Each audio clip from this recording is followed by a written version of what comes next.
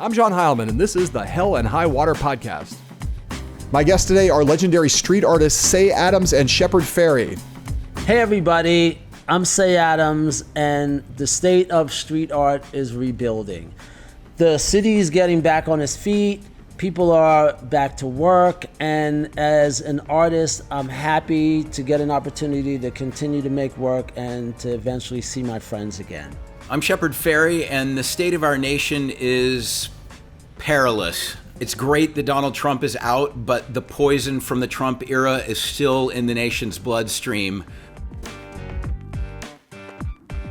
It's one of the quality of life offenses, and you can't just take one of those quality of life offenses. It's like a three-card Monte and pickpocketing and shoplifting and graffiti defacing our public and private walls. They're all in the same area of destroying our lifestyle and making it difficult to enjoy life, and I think has to be responded to. So that's the former long ago mayor of New York City, Ed Koch, talking about the scourge of graffiti in the city in 1983. And we are here on Hell and High Water with two incredibly special guests, Shepard Fairey and Say Adams. Guys, good to see you both. Thank you for coming on the show. Yeah, good to see you, John. Thank you for having me.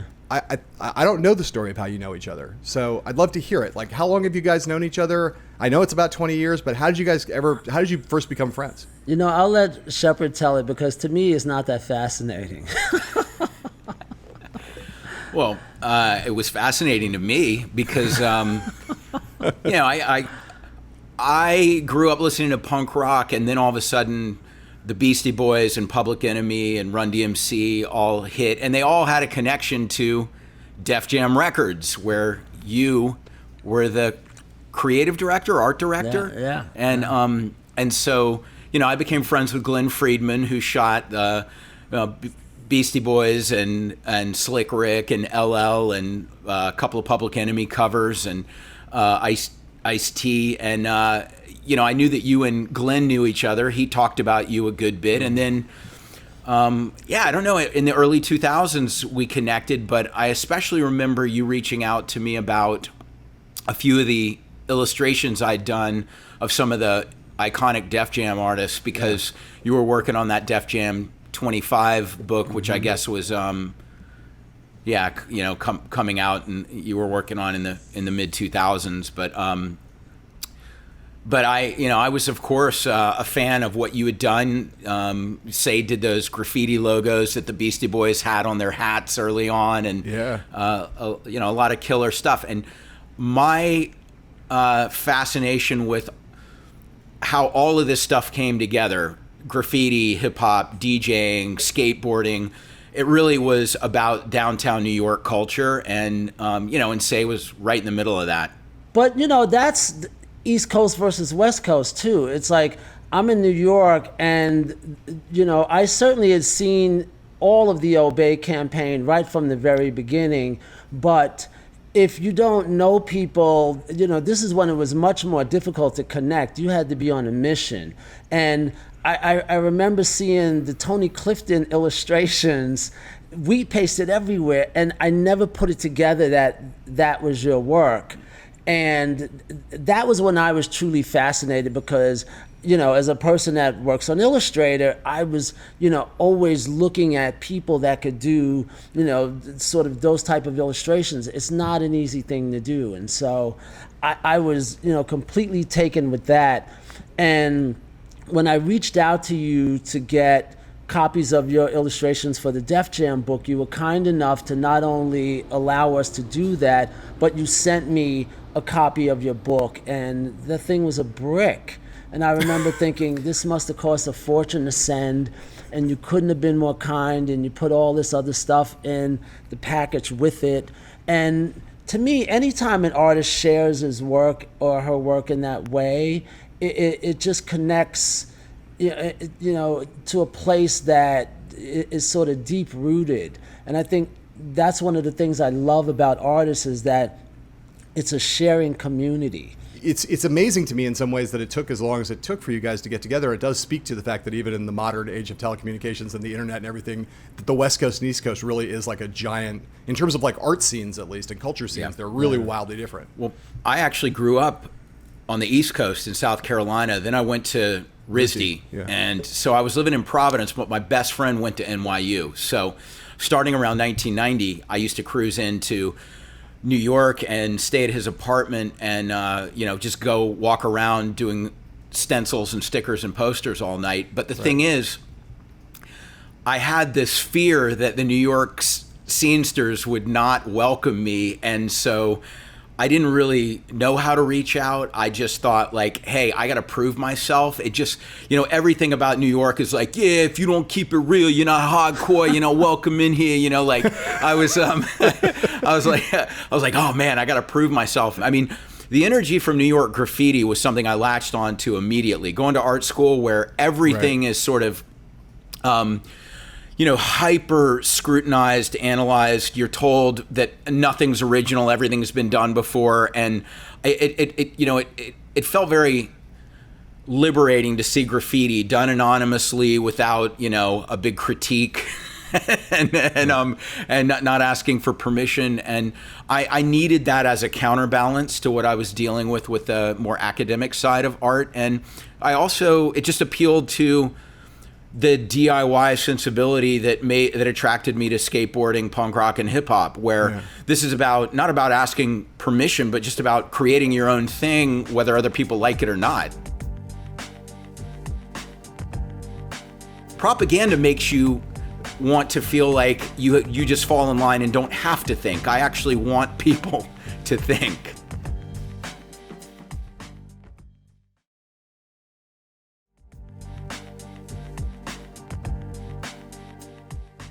What I try to do with the people I choose is I choose them because of either their positive or negative contributions, depending on whether it's a dictator or like a musician or something. Some people I'm trying to put on a pedestal because I think that they inspired me, like Chuck D or Johnny Rotten or Jam Master Jay.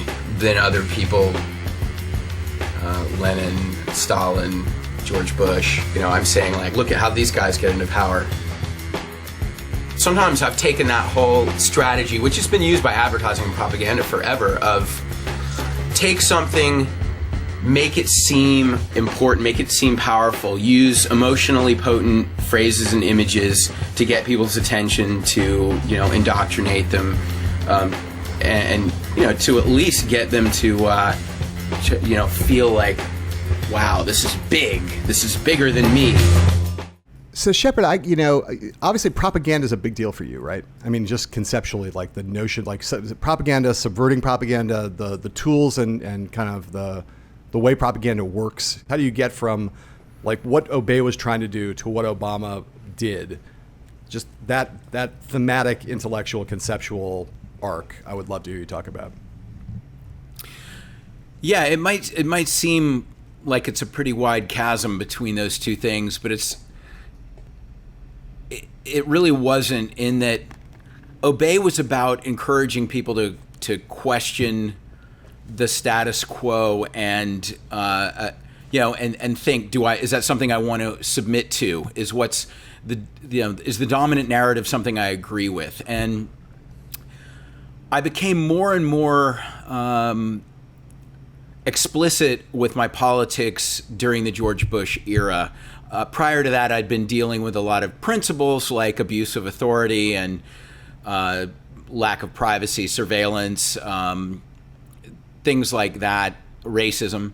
But then when Bush took office and then quickly started talking about the need to invade Iraq and weapons of mass destruction and the need for people to forfeit some of their privacy with the Patriot Act, I critiqued all of that. But then when I saw Obama speak at the 2004 Democratic Convention, I thought, oh, here's somebody that's very out of step with the status quo and yet very palatable to the mainstream. So I sort of kept that in the back of my mind. And then when he announced his candidacy, I looked at his policies, and they were all things that I agreed with, that normally it would have to be a hypothetical. I'd have to say, we can't support George Bush. Wouldn't it be great if we could get these ideas? But every now and then, I think it's really important to stand behind things, not just against things. And so, as I've slowly matured, very slowly matured over the years, I've decided that I need to advocate for things, not just criticize things. There's a lot of reasons why that poster worked, and I saw some video of you, Shepard, that was kind of awesome. It was like Obama says to Fairey, how'd you get that thing to be so popular so fast? And he's like, well, you were like part of it. The internet and you kind of helped, right? But it's also the case the poster's kind of brilliant, right? So I wonder whether like you have a memory, say, of like seeing that when that image first appeared and having an appreciation for it just as a piece of popular art, as a piece of I don't want to call it propaganda, but as a piece of promotional art, so to speak, for a candidate I know you believed in. The thing that I remember the most was how many other artists were thinking the same way. And I really could never, put my, hands on a moment in time when artists came together for a united cause and cracked through. We'd always been complaining in the 80s and obviously in the 60s, during the civil rights movement, and there'd been countless artists that were proactive with their work and doing beautiful protest posters and all of it. But that was the moment when street art stood up and stood for something. And I don't know if it was lightning in a bottle, if you had a conversation, Shepard, with a handful of other artists, or if it was just synergy. But when that book came out with all of those images, so around the Obama campaign, it was so overwhelming. And I remember thinking, man, I really wish I would have been a part of this project, because I did not know we had so many people that were like-minded, that were artists and illustrators and graphic designers. What's your analysis of as Donald Trump's no longer, doesn't have a platform on Twitter, doesn't have a public office, but continues to have this incredible power, this hold over tens of millions of Americans in a way that is really scary to a lot of people, including me. How do you analyze that? What is it that they are doing, that he and the people around him have done so effectively, that has given him this kind of power in the information ecosystem that now exists? Because it's really something, and nothing like anything I've ever experienced in my life. Well, the sad thing is that there are, more like-minded people that think that way. We like to believe that they're not there, but they've always been there.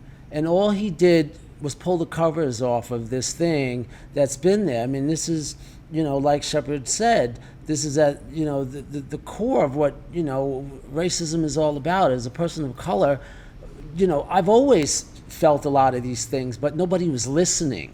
Right. It took an army of 20-year-old white kids to finally fight for black justice. That's horrible. Yeah. That's what it takes. We've all just sort of watched the parade go by and become numb to it. And they said no more. And, we had little movements like this in the 80s, but nothing stuck because everybody wasn't affected. And here we are in this space where we're talking about things that we've been screaming about since the 50s and 60s, but now we're finally starting to get a little taste of what social justice looks like. Shepard, give me your analysis of Donald Trump as propaganda. Donald Trump and his enablers as propaganda, as incredibly effective and profoundly dangerous propagandists. Why does it work? Well, because Donald Trump understood at a gut level, something a lot of people are susceptible to. Grifters use this tool all the time. They figure out what their mark most desires, and then they say they can provide that. So Donald Trump said to steel workers in Pennsylvania and coal workers in West Virginia, I'm bringing your jobs back, and TV builders in Ohio. And of course he couldn't do it, but there's that. It's promising on people that he can deliver on a fantasy that he can't deliver on. Because they want it so badly, they will suspend all logical analysis of evidence. And it requires a public that's capable of making a sophisticated analysis of the dynamics of our economy, of everything. And so this is where I'm frustrated. A lot of my art is about trying to provide a very simple and powerful or seductive image to bring people into a more complex conversation they wouldn't be happening that they wouldn't be having otherwise. And so when people say, "Oh, what you do is propaganda," I go, "No, I'm not. I'm trying to initiate the conversation. I'm not saying this is the end of the conversation. Propaganda makes you want to feel like you just fall in line and don't have to think. I actually want people to think." Yeah, there are these fundamental juxtapositions and disjunctures that I think for all of us are really hard to get our heads around, and I'll point to one right now. It's September of 2016. Donald Trump is about 2 months from being elected president, and you are working on your One Nation mural project for the National Museum for African American History and Culture in D.C.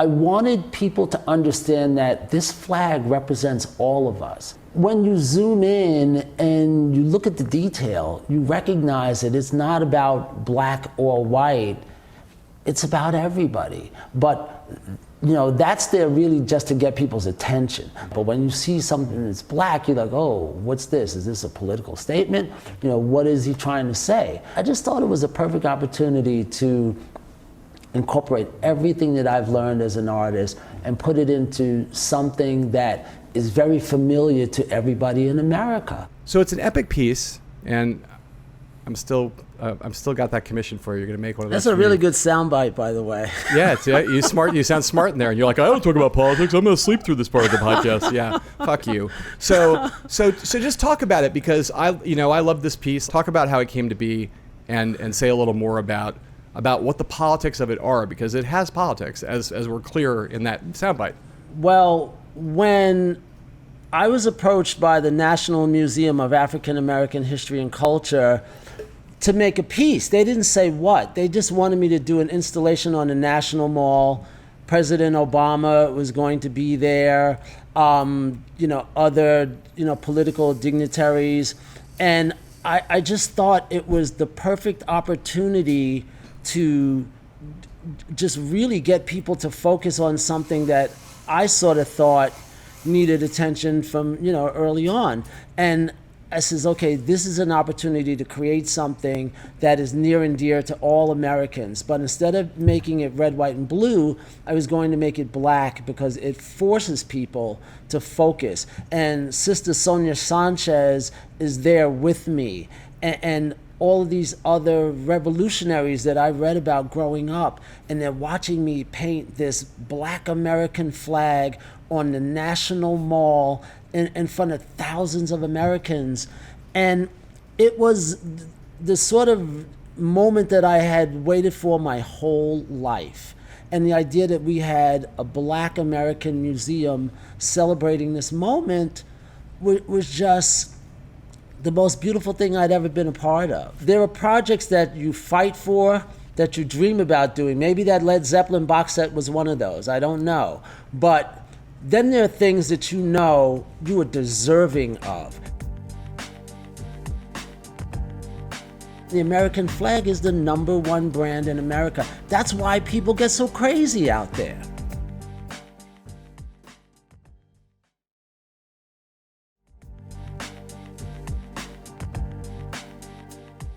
Well, pretty much my whole career was built upon bringing art to people in the streets where they live, not going to galleries or museums or other very narrow elitist places, but to put art where people live. Because I think art has an incredible potential to affect people emotionally and intellectually and create conversations. So the way that music works, things like Johnny Cash, Public Enemy, Bob Marley, The Clash, I think visual art should do more of that. It should affect people viscerally and be very democratic and accessible. In that piece of sound where you're talking about your philosophy, your small d democratic philosophy, you cited Johnny Cash, Public Enemy, Bob Marley, and The Clash. And it stands out because whenever I hear you talk about your philosophy about what you do, you always end up going back to cite musicians, right? Well, music is about feeling, and when you have an intense feeling about something, it's with you for life, and so I'm trying to put as much feeling as I can into my visual art, but I think that it doesn't just affect your whole body the way music does, and I think we can all. It is hard to articulate, but I think we can all relate to that, and for me the air raid sirens at the beginning of Bring the Noise by Public Enemy, where you just know it's about to happen. It's like, it still makes my arm hair stand up every time I hear it. These dirty drippers are still front on us. Show them that we can do this, cause we always do this.